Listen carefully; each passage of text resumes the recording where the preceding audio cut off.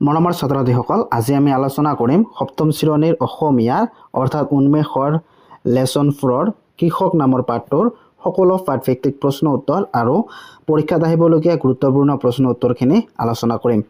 তো ছাত্ৰ-ছাত্ৰীসকল, তোমালোকে প্ৰথমতে কবিতাটো ভালদৰে আবৃত্তি কৰিবা। এইটো বহুত ধুনীয়া কবিতা হয়, তো তোমালোকে পঢ়ি ভাল পাবা। তো তোমালোকে কবিতাটো এবাৰ আবৃত্তি কৰিবা। আৰু ইয়াৰ কবিজনৰ নাম কি? তুলসী চন্দ্ৰ বৰুৱা। তো এই কবিৰ পৰিচয়খিনি তোমালোকে ভালদৰে পঢ়িবা। তো ইয়াৰ পৰা এটা প্ৰশ্ন আহিব পাৰে কি সাহিত্য ৰত্ন উপাধি কেতিয়া দিছিল? তো এইটো তোমালোকে পঢ়িবা। 1929 খ্ৰীষ্টাব্দত তেওঁ কামৰূপ সঞ্জীৱনী সভাৰ পৰা সাহিত্য ৰত্ন উপাধি লাভ কৰিছিল। তো এইখিনি তোমালোকে ভালদৰে পঢ়িবা। তাৰপিছত এতিয়া আমি পাঠভিত্তিক ক্ৰিয়াকলাপৰ প্ৰশ্ন উত্তৰখিনি আলোচনা কৰিম। ইয়াৰ 1 নম্বৰ প্ৰশ্নত কি কৈছে? তলৰ পদ্যফাঁকিৰ তলত আঁচ টনা শব্দকেইটাৰ ঠাইত কাষৰ বাকচত থকা একে অৰ্থ মিলা শব্দ আনি পদ্যফাঁকিত পুনৰ লিখা। তো ইয়াত কি কৈছে? এই আঁচ টনা শব্দবিলাক যে আছে, ইয়াৰ একে শব্দ বুজোৱা অৰ্থাৎ সমৰ্থক শব্দবিলাক এইফালে বাকচত আছে। এই বাকচৰ পৰা ইয়াৰ সমৰ্থক শব্দবিলাক আনি ইয়াত লিখিব দিছে। তো আৰজিৰ সমৰ্থক শব্দ কি হ'ব? ঘটি। তো তোমালোকে আৰজিৰ সলনি ইয়াত ঘটি বহাই দিবা। তাৰপিছত কিনা বেচা, ইয়াৰ সমৰ্থক শব্দ হ'ল ক্ৰয় বিক্ৰয়। তো এই কিনা বেচাৰ বিপৰীতে তোমালোকে ইয়াত ক্ৰয় বিক্ৰয়টো লিখিবা। তাৰপিছত কি দিয়া আছে? সদাগৰে। সদাগৰেৰ সমৰ্থক শব্দটো কি বা একে অৰ্থ বুজোৱা শব্দটো হৈছে সাউদে। তো এই সাউদেটো ইয়াত লিখিবা। তাৰপিছত 2 নম্বৰ প্ৰশ্নত কি কৈছে? তলত দিয়া প্ৰশ্নবিলাকৰ শুদ্ধ উত্তৰটো বাছি উলিয়াই সঠিক বৃত্তটো পূৰ কৰা। ইয়াৰ কোৱেশ্যনটোত কি কৈছে? সদাগৰে লক্ষ্মীক বান্ধিছে। ইয়াত লক্ষ্মীক বান্ধিছে বাক্যাংশই কি বুজাইছে? ইয়াৰ অপশ্যন কত কি কৈছে? ধন সম্পত্তি বন্দী কৰি ৰাখিছে। খত কি কৈছে? ধন সম্পত্তিৰে ভঁৰাল সাজিছে। গ ধন সম্পত্তি আহৰণ কৰি চহকী হৈছে। আৰু অপশ্যন ঘটো হৈছে ধন সম্পত্তি আছুতীয়াকৈ ৰাখিছে। তো ইয়াৰ ভিতৰত শুদ্ধ অপশ্যনটো হ'ব অপশ্যন গ, ধন সম্পত্তি আহৰণ কৰি চহকী হৈছে। তো তোমালোকে গ বৃত্তটো ভালদৰে পূৰ কৰি দিবা। তো এতিয়া নেক্সট প্ৰশ্নত কি কৈছে? কাৰ গুণত লোকসকলে বিদ্যা শিক্ষা লাভ কৰি স্বদেশত উন্নতি সাধিছে বুলি কবিয়ে কৈছে। তো ইয়াৰ 4টা অপশ্যন আছে।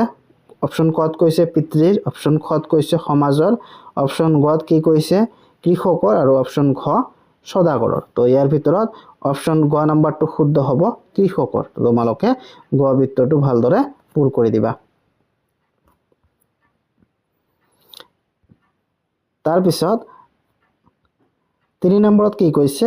কবিতাটোৰ মূল ভাৱ লিখা। এই কবিতাটো য'ত তোমালোকে পঢ়িলা, এই কবিতাটোৰ মূল ভাৱ লিখিব কৈছে তোমালোকক। তো উত্তৰবিলাক একেবাৰে ছুটি আৰু তোমালোকৰ বুজি পোৱাকৈ উত্তৰবিলাক লৈ আনিছোঁ। তো তোমালোকে যদি মোৰ চেনেলটো এতিয়ালৈ ছাবস্ক্ৰাইব কৰা নাই, ছাবস্ক্ৰাইব কৰি ৰ'বা। তো উত্তৰত তোমালোকে লিখিবা কৃষক কবিতাটোৰ মূল ভাৱ। আমাৰ দেশৰ কৃষকসকল সমাজৰ প্ৰকৃত চালিকা শক্তি। তেওঁলোকে ৰ'দ বৰষুণ কাটি কৰি দিন ৰাতি একাকাৰ কৰি আমাৰ বাবে খাদ্য উৎপাদন কৰে। কৃষকৰ বাবেই আমি সমাজত জীয়াই আছে। এইটো আছো হ'ব। কৃষকৰ বাবে আমি সমাজত জীয়াই আছো আৰু দেশৰ সদাগৰসকলে বেহা বেপাৰ কৰি চহকী হ'বলৈ সক্ষম হৈছে।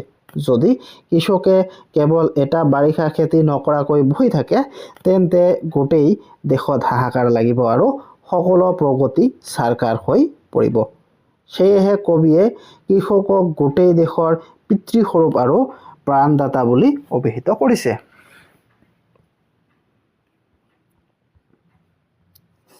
তাৰপিছত 4 নম্বৰত কি কৈছে? চমু উত্তৰ দিয়া। ইয়াৰ ক নম্বৰ প্ৰশ্নৰ কি কৈছে? ক নম্বৰ কুৱেশ্যনটোত কৈছে জীৱন নাৱৰ গুৰি বটা ধৰি কৃষকে কাক জীয়াই ৰাখিছে? তো ইয়াৰ উত্তৰত তোমালোকে লিখিবা জীৱন নাৱৰ গুৰি বটা ধৰি কৃষকে গোটেই সমাজখনক জীয়াই ৰাখিছে। তাৰপিছত কোৱেশ্চন খত কি কৈছে কৃষকক কাৰ তুল্য বুলি কোৱা হৈছে। তো ইয়াত কবিয়ে কৃষকক পিতৃৰ তুল্য বুলি কৈছে। কোৱেশ্চন গত কি কৈছে কৃষকৰ উৎপাদন কিনা বেচা কৰি কোনে লক্ষ্মীক বান্ধিছে। তো ইয়াৰ উত্তৰত তোমালোকে লিখিবা কৃষকৰ উৎপাদন কিনা বেচা কৰি সদাগৰে, ইয়াত সদাগৰ মানে কি বেপাৰী, মানে যিয়ে বেপাৰ কৰে বেপাৰ বাণিজ্য কৰে তাক সদাগৰ বুলি কৈছে। ইয়াত কবিয়ে সদাগৰে বা বেপাৰীয়ে লক্ষ্মীক বান্ধিছে। তাৰপিছত কোৱেশ্চন ঘত কি কৈছে দেশত কেতিয়া হাহাকাৰ লাগিব বুলি কবিতাটিত কৈছে। তো ইয়াৰ উত্তৰত তোমালোকে লিখিবা কৃষকে যদি মাত্ৰ এটা বাৰিষা খেতি নকৰি বহি থাকে তেন্তে দেশত হাহাকাৰ লাগিব বুলি কৈছে।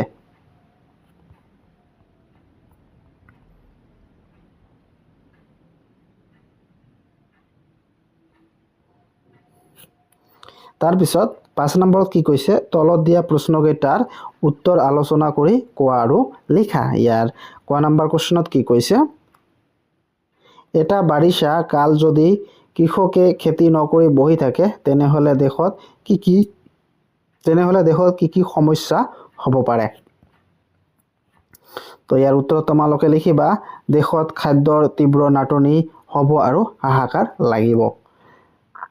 মানুহে অনাহাৰে থাকিব লাগিব বা অনাহাৰে মৰিবলগীয়া হ'ব পাৰে।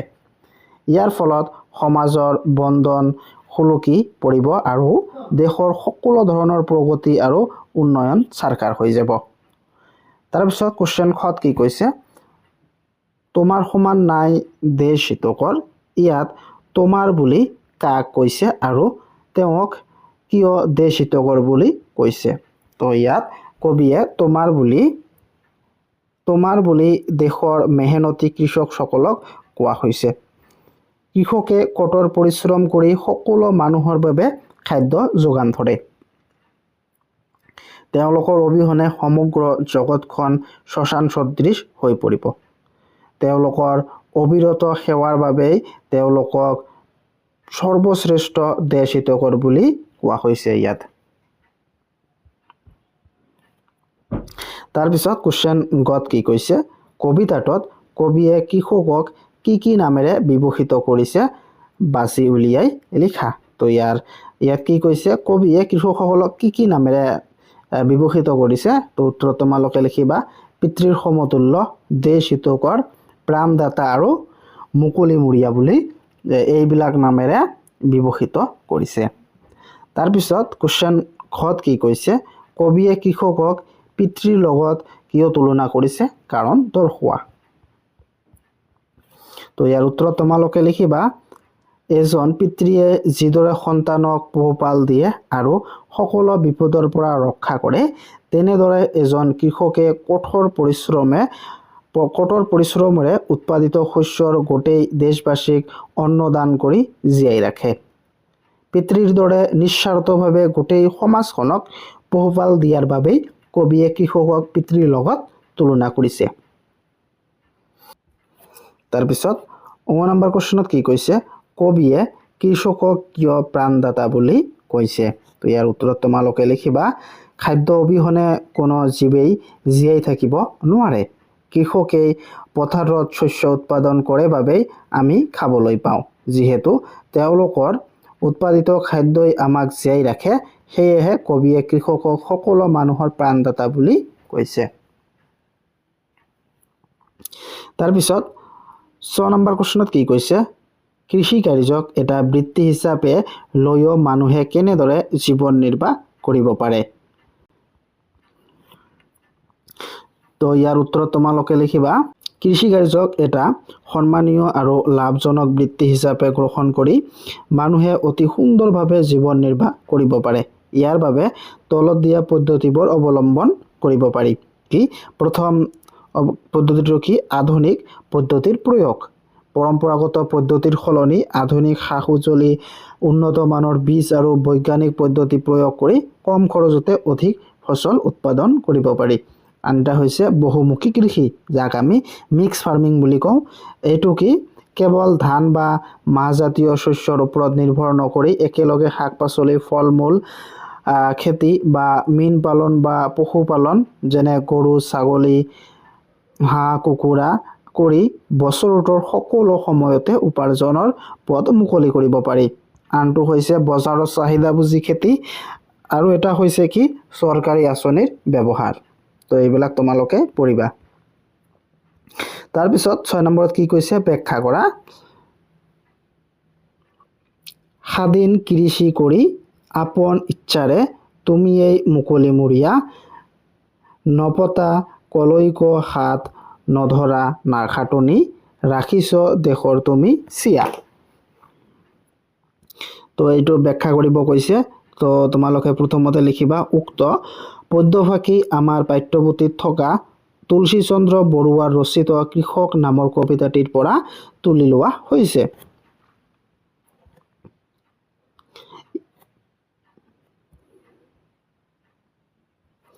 ইয়াৰ জৰিয়তে কবিয়ে কৃষকৰ আত্মনিৰ্ভৰশীলতা আৰু স্বাধীন মনোভাৱৰ কথা প্ৰকাশ কৰিছে।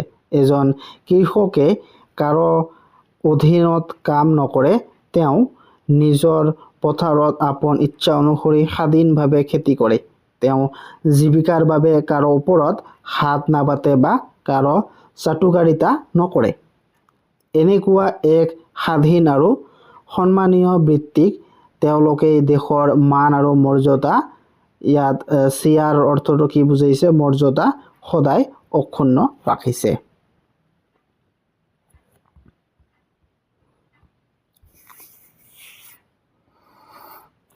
তাৰপিছত 7 নম্বৰ কুৱেশ্যনত কি কৈছে, কবিতাটোত থকা কেইটামান শব্দৰ অৰ্থ তলৰ বাকচত দিয়া আছে। শব্দৰ কাষত উপযুক্ত অৰ্থটো মিলি মূল শব্দটোৰ একোটাকৈ বাক্য ৰচনা কৰা। তো ইয়াত কিছুমান শব্দ দিয়া আছে, এই শব্দবিলাকৰ অৰ্থ এই বাকচত দিয়া আছে, আৰু এই শব্দবিলাক দি তোমালোকক বাক্য ৰচনা কৰিব দিছে। তো প্ৰথমটো কি বঁটা। তো এই বঁটাৰ অৰ্থ হৈছে নাও চলোৱা সঁজুলি। তো তোমালোকে এনেদৰে বাক্য ৰচনা কৰিবা। বঁটা অবিহনে নদীৰ বুকুত নাও চলাটো অসম্ভৱ। তাৰপিছত সৰ্বদাই। তো সৰ্বদায়ৰ অৰ্থটো কি সদায়। তো তোমালোকে এনেদৰে বাক্য ৰচনা কৰিবা, আমি সৰ্বদাই ডাঙৰক সন্মান কৰা উচিত। তাৰপিছত কি দিয়া আছে, যতহে। তো ইয়াৰ অৰ্থটো কি গুণতে। দেউতাকৰ জহতে আজি মই ইমানখিনি পঢ়া শুনা কৰিব পাৰিলোঁ। তাৰপিছত কি দিয়া আছে চিয়া। তো চিয়াৰ অৰ্থ কি দিনলৈকে থকা যচা বা খেতি। তো ইয়াৰ ব্যাখ্যা কৰিবা, মহৎ লোকসকলে নিজৰ কামৰ মাজেৰে দেশৰ চিয়া ৰাখি থৈছে। তাৰপিছত চাৰখাৰ। তো চাৰখাৰৰ অৰ্থ কি, চাৰখাৰৰ অৰ্থ হৈছে সমূলি নষ্ট। তো ইয়াৰ বাক্য ৰচনা কৰিবা, এজাক ধুমুহাই খেতিয়কজনৰ সপোনৰ ঘৰখন চাৰখাৰ কৰি পেলালে। তাৰপিছত খাটনি। খাটনিৰ অৰ্থ হৈছে কি কাতৰ প্ৰাৰ্থনা। তো ইয়াৰ বাক্য ৰচনা কৰিবা, ঈশ্বৰৰ ওচৰত কৰা চচা খাটনি কেতিয়াও বিফলে নাযায়।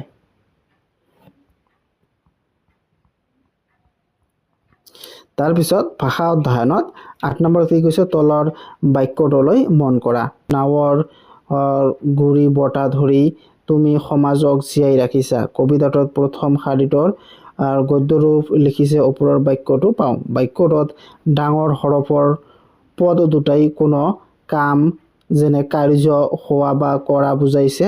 এই বাক্যটো ধৰি আৰু ৰাখিছা, এই দুয়োটা ক্ৰিয়াপদেই আছে। ইয়াত প্ৰথমটো ক্ৰিয়াপদ বাক্যটোৰ অৰ্থ সম্পূৰ্ণ হোৱা নাই। বাক্যটোত সম্পূৰ্ণ কৰিবলৈ দ্বিতীয় ক্ৰিয়াপদ ৰাখিছা, ইয়াৰ ওপৰত নিৰ্ভৰশীল কৰিবলগীয়া হৈছে। যেনেদৰে ইয়াত উদাহৰণ কি দিছে, মই ভাত খাওঁ, মই ভাত খাই স্কুললৈ যাম।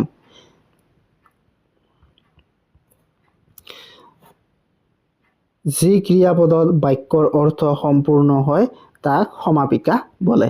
ইয়াৰ সমাপিকা কাক বোলে? যি ক্ৰিয়াপদত বাক্যৰ অৰ্থ সম্পূৰ্ণ হয় তাক সমাপিকা বোলে। আনহাতে অসমাপিকা যি ক্ৰিয়াপদে বাক্যৰ অৰ্থ সম্পূৰ্ণ নকৰে তাক অসমাপিকা বোলে। যেনেদৰে ইয়াত বাক্যটো কি দিছে? মই বজাৰৰ পৰা আহি ভাত খাম। তো ইয়াত এই আহিটো হৈছে অসমাপিকা আৰু খামটো হৈছে সমাপিকা। তাৰপিছত কি দিছে? মামাই জলপান খাই পথাৰলৈ যাব। ইয়াত খাইটো হৈছে অসমাপিকা আৰু যাবটো হৈছে সমাপিকা। তাৰপিছত ভাইটিয়ে ছবি আঁকি কিতাপ পঢ়িব। ইয়াত আঁকিটো হ'ব অসমাপিকা আৰু পঢ়িবটো হৈছে সমাপিকা। তো তোমালোকে বুজি পাইছা, যি বাক্যৰ অৰ্থ সম্পূৰ্ণ হয় তাক সমাপিকা বোলে। যিয়ে বাক্যৰ অৰ্থ সম্পূৰ্ণ কৰিব তাকে সমাপিকা বোলে।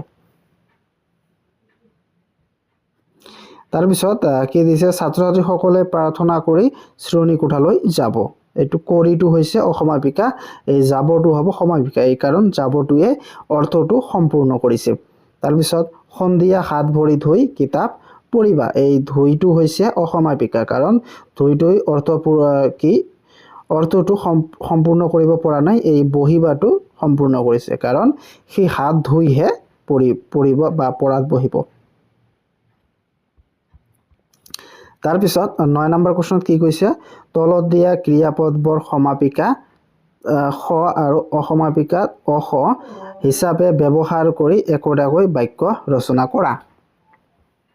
ইয়াত ধৰ এইটো হৈছে সমাপিকা। ৰহিমহঁতে পুখুৰীত মাছ ধৰিছে। তাৰপিছত এইটো ধৰ, এইটো হৈছে অসমাপিকা। শিয়ালটো হাঁহজনীক ধৰি লৰ মাৰিলে। তাৰপিছত কৰ, এইটো হৈছে সমাপিকা। তুমি সদায় ভাল কাম কৰিবলৈ চেষ্টা কৰিবা। এইটো কৰ, এইটো হৈছে অসমাপিকা। ৰামে পঢ়া শুনা কৰি খেলিবলৈ গ'ল। খা, এইটো হৈছে সমাপিকা। আমি সময়তে আহাৰ খাব লাগে। আৰু খা এইটো অসমাপিকা। সি ভাত খাই স্কুললৈ ওলাল। তাৰপিছত 10 নম্বৰত কি কৈছে? ক অংশৰ লগত খ অংশ মিলাই উদাহৰণত দিয়া দৰে জুৰীয়া শব্দ গঠন কৰা। যেনেদৰে এটা দিছে মাক বাপেক, এইটো দুটা জুৰীয়া শব্দ মিলি এক লগ কৰিব দিছে মাক বাপেক। তাৰপিছত দেওৰ, এইটো কাৰ লগত মিলিব? ননন্দ। জি জোৱাই। তাৰপিছত ভাই ভনী, শাহু শাহুৰ, পেহা পেহী আৰু মামা মামী।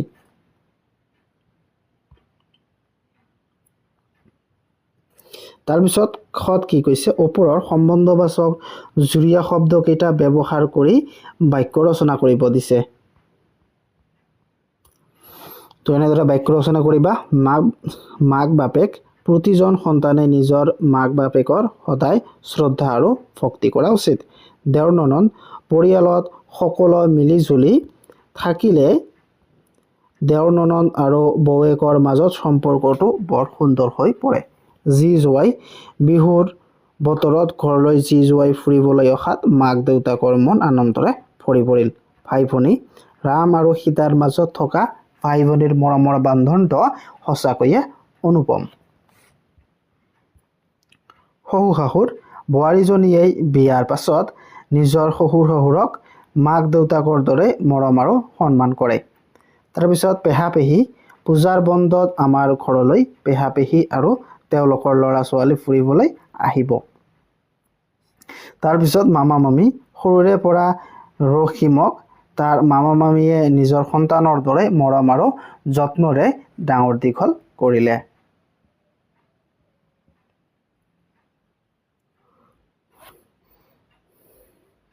তাৰপিছত 11ত কি দিছে? প্ৰব্ৰজনৰ সৈতে পৰিচয় হৈ অহা। তো প্ৰব্ৰজন কেনেকৈ লিখিব লাগে বা প্ৰব্ৰজন কি? খাটে খটাই বন্দে গাঁঠি তাৰ অধেক মূৰত জাপি, ঘৰত থাকি সোধে কথা তাৰ কৃষি হুমলি বৃথা।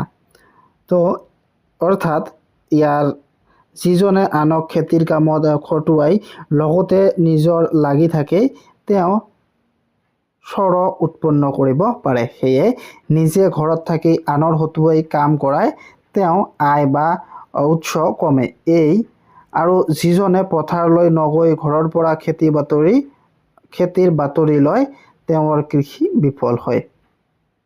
তো এনেকৈ তোমালোকক এই প্ৰবচনবিলাক লিখিব কৈছে। তো তোমালোকে এই প্ৰবচনবিলাক এনেদৰে লিখিবা। এইবিলাক হ'ল প্ৰবচন। তো এইবিলাক ইমান ইম্পৰ্টেণ্ট নহয়, এইবিলাক তোমালোকে অকল চাই ল'বা, ভিডিঅ'টো পজ কৰি তোমালোকে চাই ল'বা। এইটো প্ৰথম প্ৰবচন, এইটো দ্বিতীয় প্ৰবচনটো আৰু এইটো তৃতীয় প্ৰবচনটো। তাৰপিছত 12 নম্বৰত কি কৈছে, তলত দিয়া বৃত্তিসমূহৰ বিষয়ে চমু টোকা লিখা। কি শিক্ষক, আৰক্ষী, চিকিৎসক আৰু গায়ক, এই চাৰিটা কি বৃত্তিৰ তোমালোকক চমু টোকা লিখিব দিছে।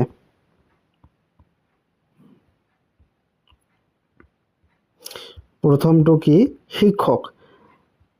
সমাজ গঢ়াৰ প্ৰধান কাৰিকৰ হ'ল শিক্ষক। তেওঁলোকেই ছাত্ৰ ছাত্ৰীসকলক উপযুক্ত শিক্ষা দি জ্ঞানৰ পোহৰ বিলাই আৰু সৎ চৰিত্ৰ গঢ়ি তুলিবলৈ অনুপ্ৰাণিত কৰে। এজন আদৰ্শ শিক্ষকে সমাজক অন্ধকাৰ আৰু কুসংস্কাৰৰ পৰা আঁতৰাই প্ৰগতিৰ পথেৰে আগুৱাই নিয়ে। সেয়েহে সমাজৰ শিক্ষকৰ স্থান অতি মৰ্যাদাপূৰ্ণ। তাৰপিছত আৰক্ষী, সমাজৰ শান্তি শৃংখলা ৰক্ষা আৰু জনসাধাৰণৰ জীৱন আৰু সম্পত্তিৰ নিৰাপত্তা সুনিশ্চিত কৰাটোৱে আৰক্ষী বা পুলিচৰ মূল দায়িত্ব। তেওঁলোকে দিন ৰাতি একাকাৰ কৰি অপৰাধীৰ বিৰুদ্ধে যুঁজ দিয়ে আৰু আইন শৃংখলা বৰ্তাই ৰাখে।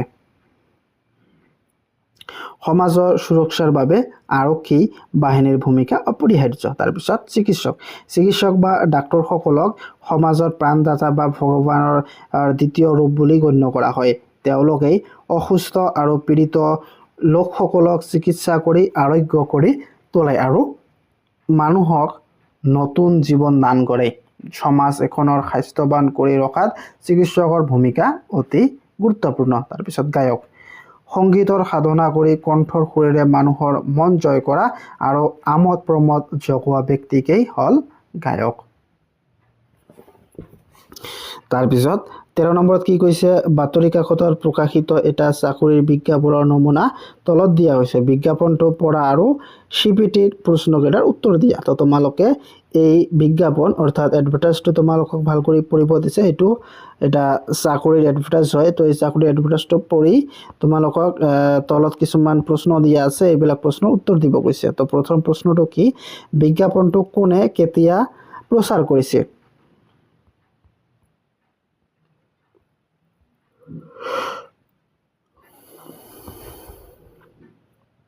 ইয়াৰ উত্তৰত লিখিবা, ডিব্ৰুগড় জিলা কৃষি বিষয়াই 2025 চনৰ 5 আগষ্ট তাৰিখে প্ৰচাৰ কৰিছে। খ, বিজ্ঞাপনটোত মুঠ কেইটা পদৰ বাবে আবেদন বিচৰা হৈছে? তো উত্তৰত লিখিবা, মুঠ 7টা পদৰ বাবে, পিয়ন 3টা, ড্ৰাইভাৰ 2টা আৰু মালি 2টা। তাৰপিছত গত কি কৈছে, বিজ্ঞাপনটোত কি পদৰ বাবে আবেদন কৰা হৈছে? তোমালোকে অলপ আগতে পঢ়ি আহিলা, পিয়ন, ড্ৰাইভাৰ আৰু মালি। তাৰপিছত ঘৰত কি কৈছে, পদ কেইটাৰ কি বৰ্গৰ? এই পদ কেইটা হৈছে 4ৰ্থ বৰ্গৰ পদ। তাৰপিছত পদ কেইটাৰ বাবে কি অৰ্হতা বিচৰা হৈছে? তো ইয়াৰ পিয়নৰ বাবে ন্যূনতম দ্বাদশ উত্তীৰ্ণ আৰু কম্পিউটাৰ এবছৰীয়া ডিপ্ল'মা। ড্ৰাইভাৰৰ বাবে ন্যূনতম 10ম শ্ৰেণী উত্তীৰ্ণ আৰু 4চকীয়া চালকৰ অনুজ্ঞাপত্ৰ অভিজ্ঞতা। আনহাতে মালি ন্যূনতম 8ম শ্ৰেণী উত্তীৰ্ণ। তাৰপিছত চত কি কৈছে, প্ৰাৰ্থীৰ বয়স কিমান হ'ব লাগিব বুলি বিজ্ঞাপনটোত উল্লেখ আছে। তো তোমালোকে লিখিবা, 1 জানুৱাৰী 2025 তাৰিখৰ প্ৰাৰ্থীৰ বয়স 18ৰ পৰা 40 বছৰৰ ভিতৰত হ'ব লাগিব। তাৰপিছত ড্ৰাইভাৰ প্ৰাৰ্থীৰ বাছনি প্ৰক্ৰিয়া কেনেদৰে কৰা হ'ব? উত্তৰত লিখিবা, ড্ৰাইভাৰ পৰীক্ষাৰ্থীৰ বাছনিৰ মৌখিক পৰীক্ষা আৰু দক্ষতা পৰীক্ষা অৰ্থাৎ ড্ৰাইভিং টেষ্টৰ জৰিয়তে কৰা হ'ব।